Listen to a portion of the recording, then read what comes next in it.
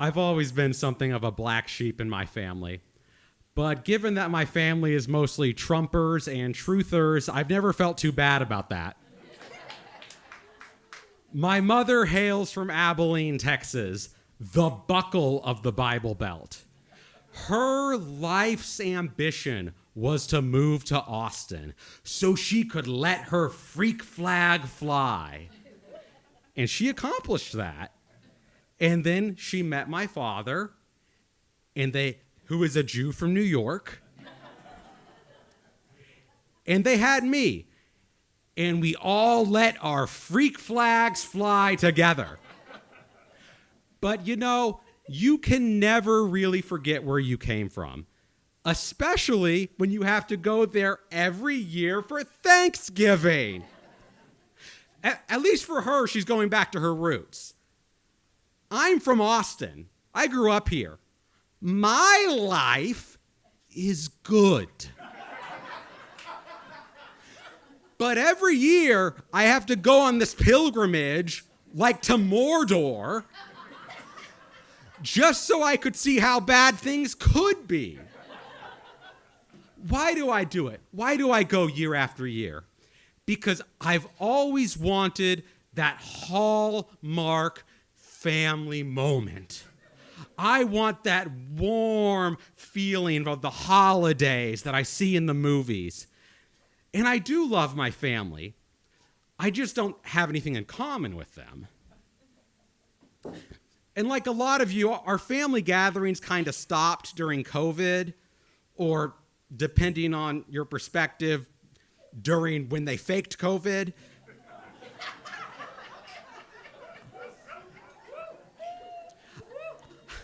I'm not sure whether the rest of the family got together or not, but we weren't there. But in 2022, we decided it was safe enough to go again.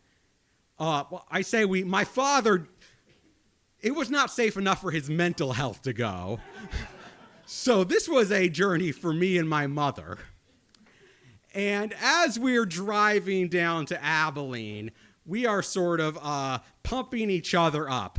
Okay, we're going to be good. We're not going to talk about politics this year. If somebody says something, we're just going to let it go. And we're just preparing ourselves. Now, this gathering is at my Uncle Jeb's ranch. My Uncle Jeb is a cattle rancher. He went to Abilene Christian University, which requires 15 hours of Bible study from everyone. He enjoys NASCAR and hunting and watching Fox News. In other words, my Uncle Jeb is a man who has never let his freak flag fly. Now, I have a big family. My mom is the youngest of 5 kids, and they've all got kids, and they've got grandkids. Everybody in my generation, except for me, the people in their 20s and 30s, have also reproduced. So this gathering is loud and noisy because it's full of people and full of small children. And it's just like a lot of stimulation. My mom is in her element. She's great with kids. I'm like, this is kind of overwhelming. What do I do? But at one point, about an hour in, my Uncle Jeb kind of takes me aside and starts talking to me. And this is somebody who I've never really had much of a connection with because we just don't have a lot in common. But he starts talking to me, and he's asking me about my work, how am I doing, and it's really nice. He's really taking an interest in me. And he mentions, I know you and your father are Jewish. Do you go to a synagogue? Do you keep kosher? Wow, he's really being friendly. He tells me that he's been reading up on the Jewish religion and history, and he takes me aside conspiratorially. And he says, Sam, I read about Hitler. And I want you to know, I believe that Hitler was bad.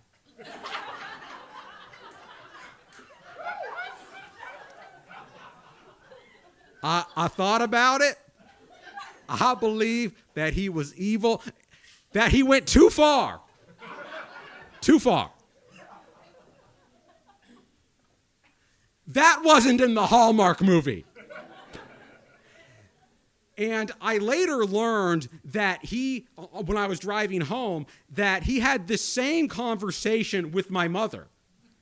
So he really wanted all of the Jewish people there to know that he did not like Hitler. And I know this seems like something that, why would you even need to say this? But I got to tell you, he said it in such a friendly way. And I really did. I was thinking as he was saying this to me, man, Uncle Jeb, you're making real progress.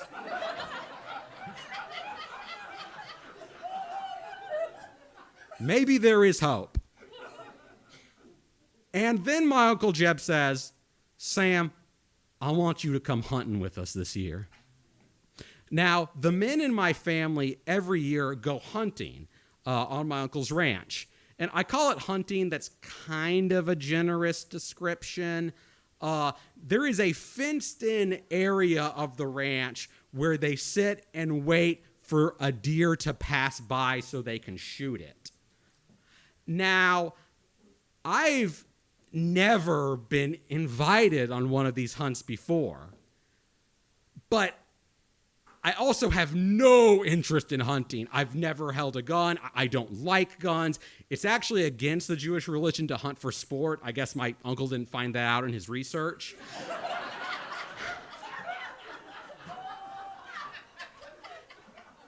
So this is just something that no way am I going to do this. But I was very touched to be invited. And so I politely decline, and my uncle, looks pretty put out, but he goes off with all the men folk, and they go off on the hunt, and once, half of the group is gone, it's a lot quieter at this get-together, and I start to have kind of a better time, because I can hear myself think, and talking with people, and I realize, I'm having a really good time now. It's actually gotten a lot quieter. And I look around, and at some point I realize, and I think maybe a couple of other people realize this at the same moment that I do, that not only have all of the men vacated, but all of the kids are gone too. And I look out through this glass front door out onto the bluff or the veranda. There's this little, shed where everybody's lined up to shoot. And right in front of the shooting range is just a parade of small children just walking in a straight line. My aunt, Mrs. Uncle Jeb, leaps to her feet, and she runs out the door, and she yells at the top of her voice, "Stop, stop, you're gonna ruin the hunt."